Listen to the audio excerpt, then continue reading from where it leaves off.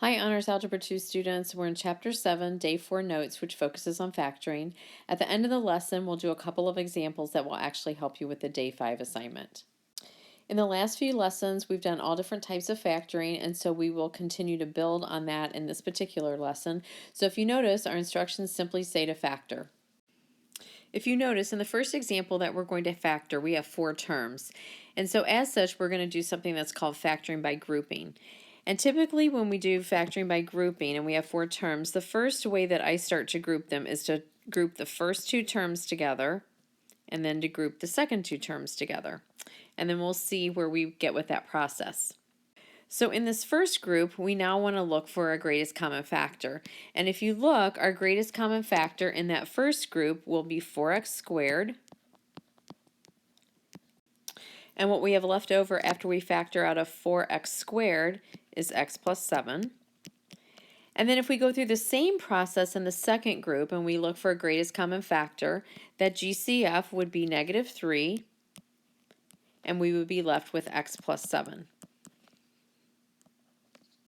All right, so if you notice, we now have 2 terms. We started with 4 terms, 1, 2, 3, 4. We now have 2 terms. This is a term minus, and then this is our second term. So if we look at each one of those terms and look at what the greatest common factor is between this first term and this second term, the greatest common factor is x plus 7. Well, if I factor that out, what I have left from this first term is 4x squared.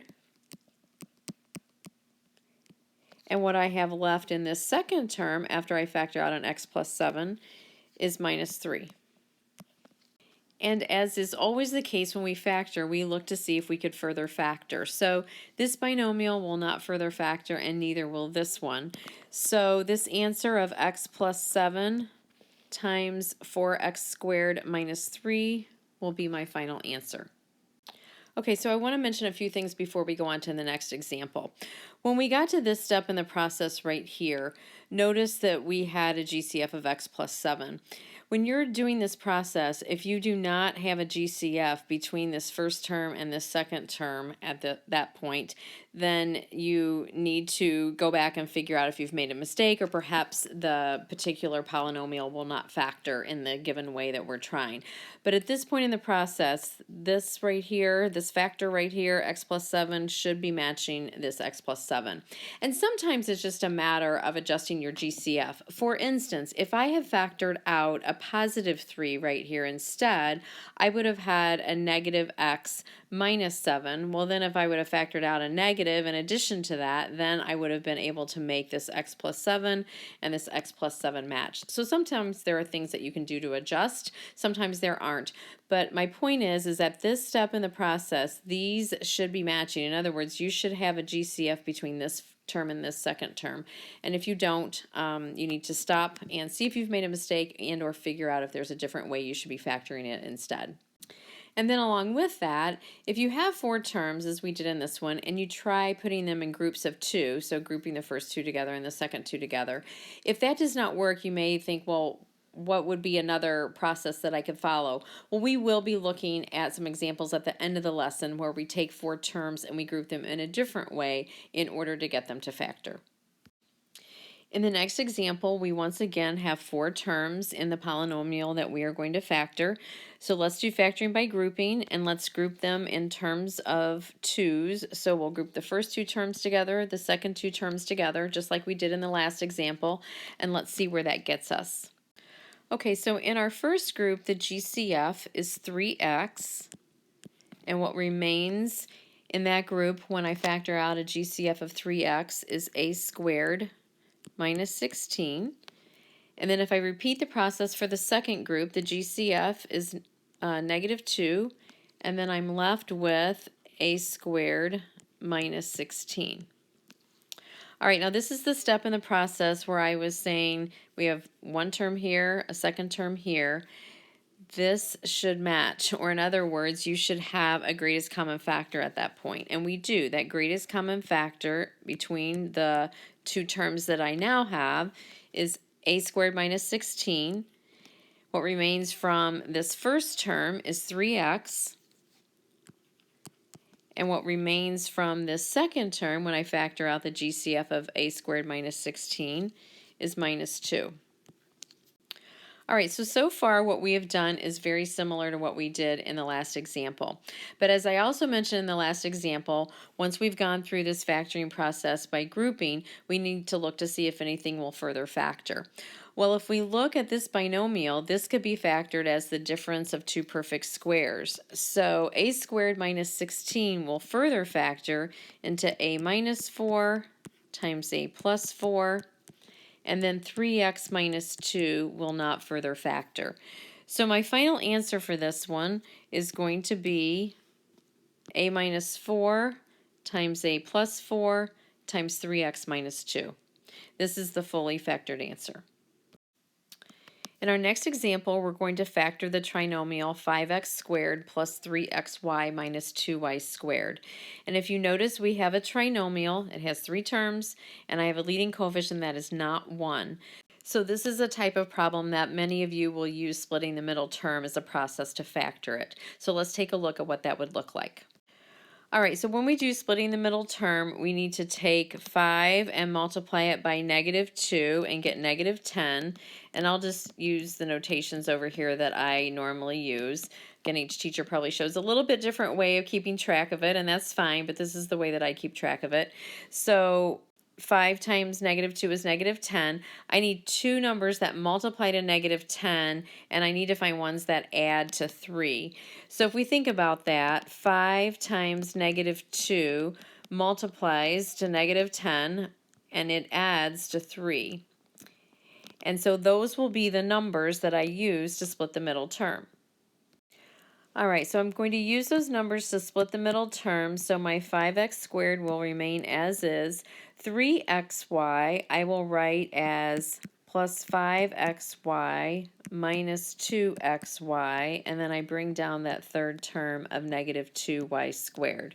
So at this point, what I've done is I've split this middle term, 3xy, into 5xy minus 2xy.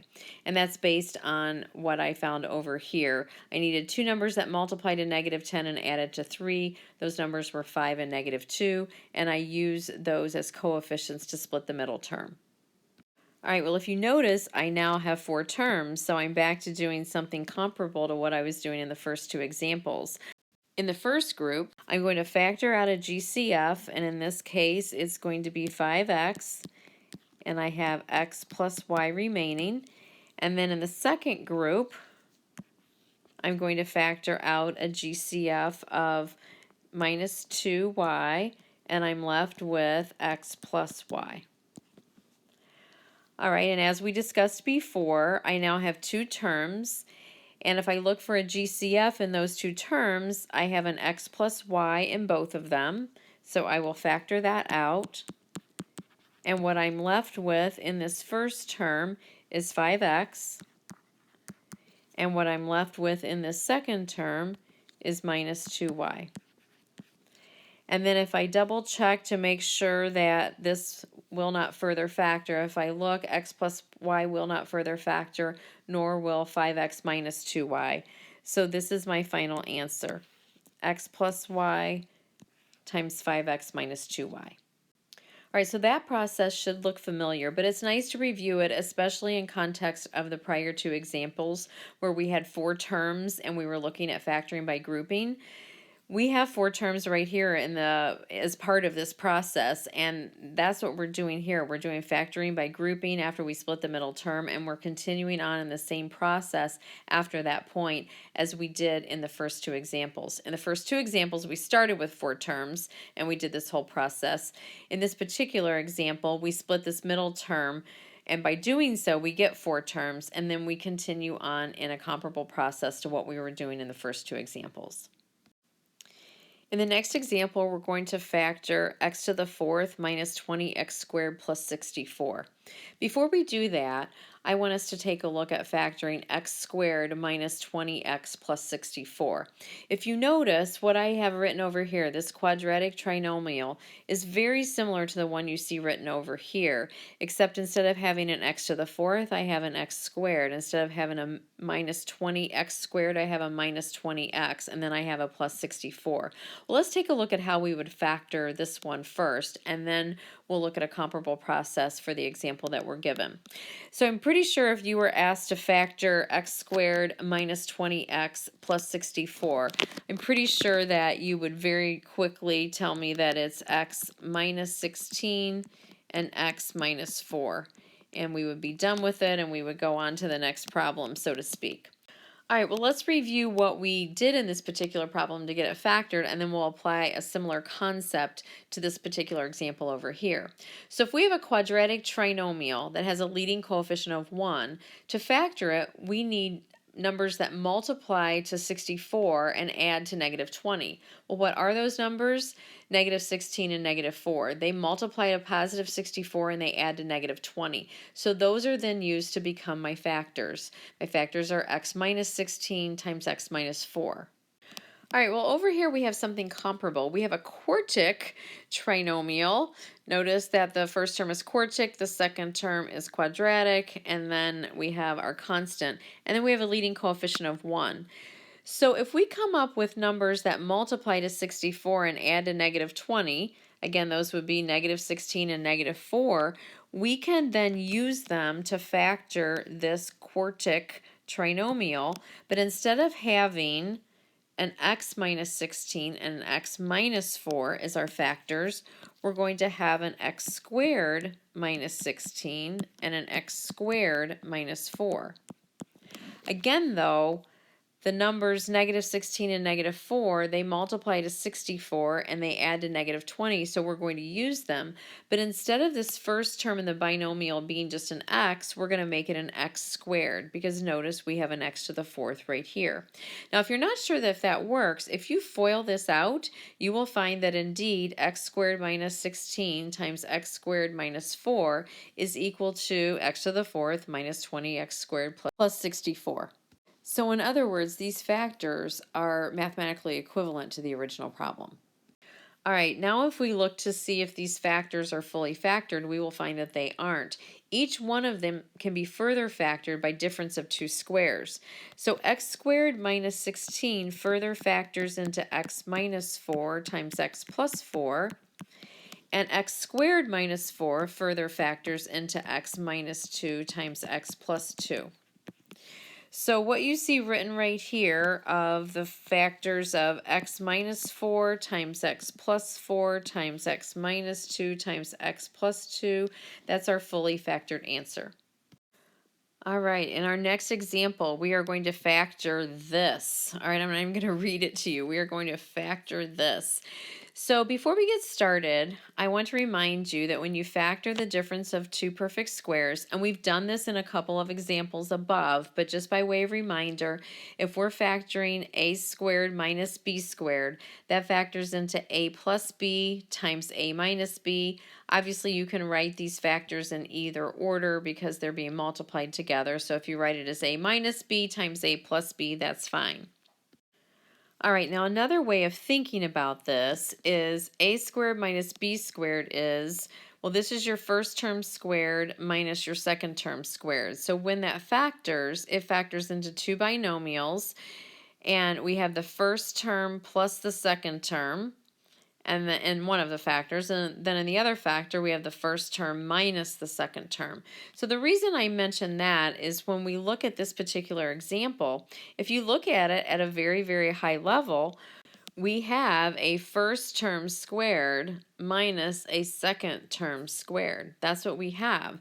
So not to confuse this a here with this a down here, but this would be like your a squared minus your b squared. So the first term squared minus the second term squared. And when we have it in that format, we can factor it as a difference of two perfect squares. Now let's take a look at what that would look like.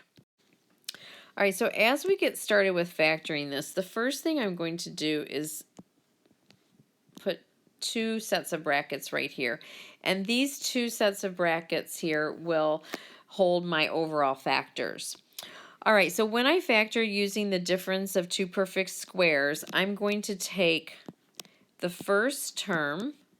I'm trying to color code things right here. I'm going to put one of them in my first factor and one of them in my second factor. So in other words, this is the first term here, the first term here. I have one in each binomial that I factor.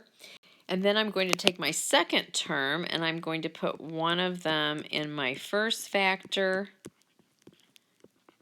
and one of them in my second factor. Notice I'm putting parentheses around them. So in other words, I'm putting them in the factors in their entirety, so to speak. All right, and that is like taking, you know, my second term here and putting one of them in the first binomial and one of them in the second binomial. And then if you notice, these binomials are the same except for one of them has an addition symbol and one of them has a subtraction symbol in it. So I will do the same thing. One of them will have an addition symbol and one will have a subtraction symbol in it. All right, before we continue on with simplifying, let's pause for a moment and summarize what we've done so far.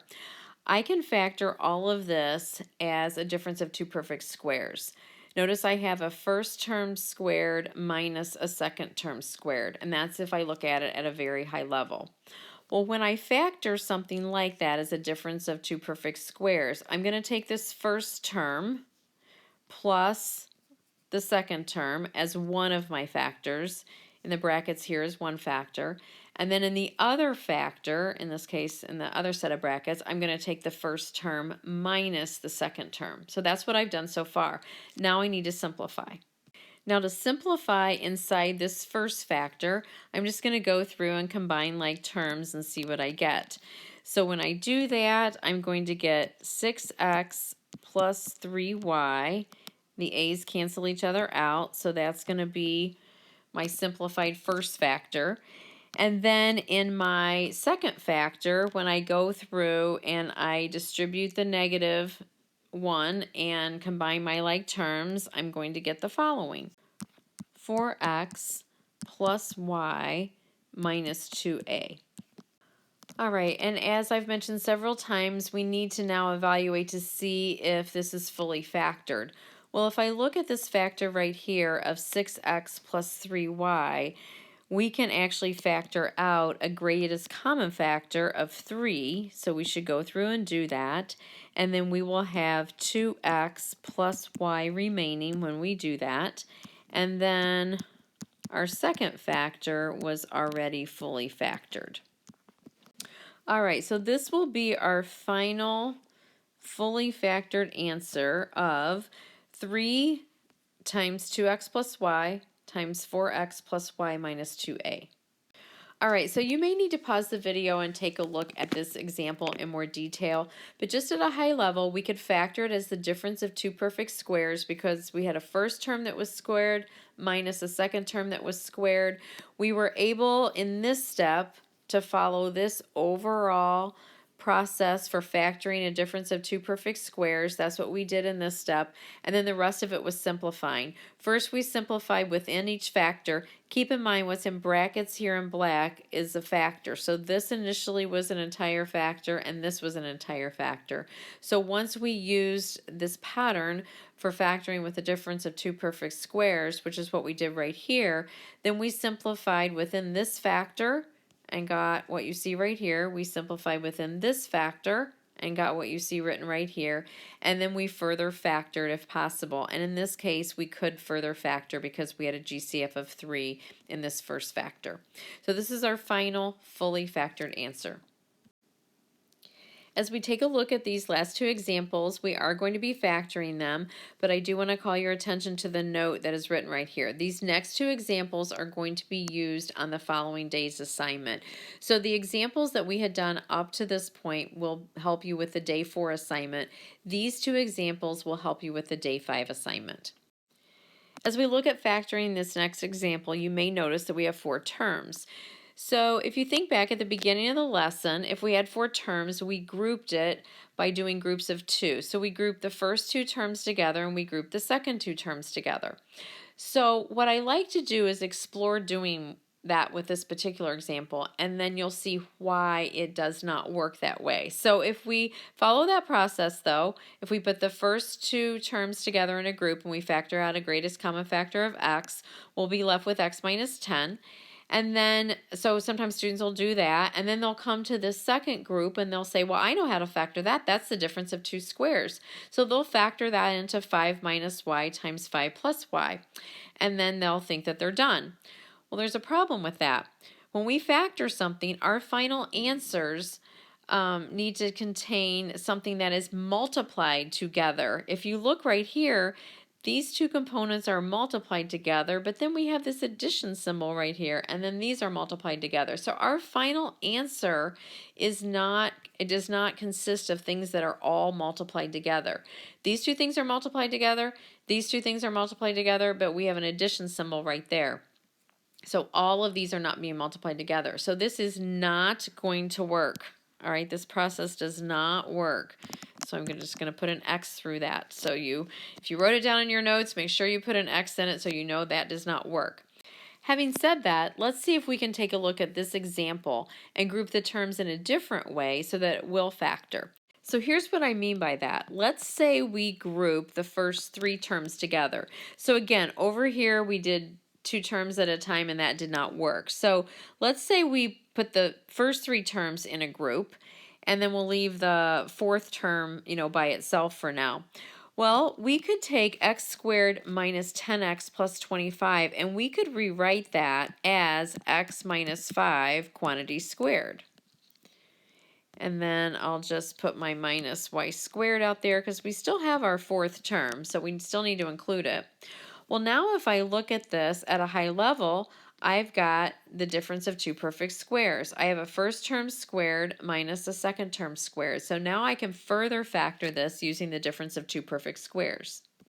All right, so if I continue on in the process, I'm going to put brackets here, a set of brackets to contain my overall factors, kind of like I did in the prior example. And then if I further factor this using difference of 2 squares, I'm going to take the first term and put one of them in the first factor and one of them in the second factor. I'm going to take the second term and I'm going to put one of them in the first factor and one of them in the second factor. And then I'm going to make one a plus and one a minus. And then as you can see, I have one factor here and one factor here. Now I need to go and simplify each factor as much as I possibly can within them. So the first factor will be x minus 5 plus y. There's nothing else that we can do there. And then in the second factor, I've got x minus 5 minus y. So this will be my final answer since I cannot further factor either one of these factors that you see right here. So x minus 5 plus y times x minus 5 minus y will be my final answer. All right, and again, just to point out what we were doing here, we started with 4 terms. We are going to do factoring by grouping, but sometimes grouping in terms of 2 does not work. So putting the first 3 terms together and leaving the 4th term by itself, that can work at times. In this case, once we did that, we were able to write these first 3 terms as a binomial squared, and then we were able to factor it using difference of 2 perfect squares. Make sure in the end, though, that you do simplify your final factors completely as much as you possibly can. In our last example in the polynomial we need to factor, notice we once again have 4 terms. I think if you take a look at this, I think you'll see that if we factor it in groups of 2 terms and 2 terms, that's not going to get us anywhere. If we group these first 3 terms together and leave the 4th term by itself like we did in the last example, I think if you take a look at that, you're going to see we're not going to be able to rewrite this as a binomial squared. However, if we group the last 3 terms together, let's see if we get anywhere. So I'm going to bring my first term down as is, and then the other thing that I want to do is I want to factor out a -1 from the following. That will leave me with s squared plus 4s plus 4. So let's factor out a -1 from these three remaining terms that you see right here. And that's what I have written down here. All right, so then let's go through. We've got our first term of r squared. Now let's see if we can rewrite this as a binomial squared.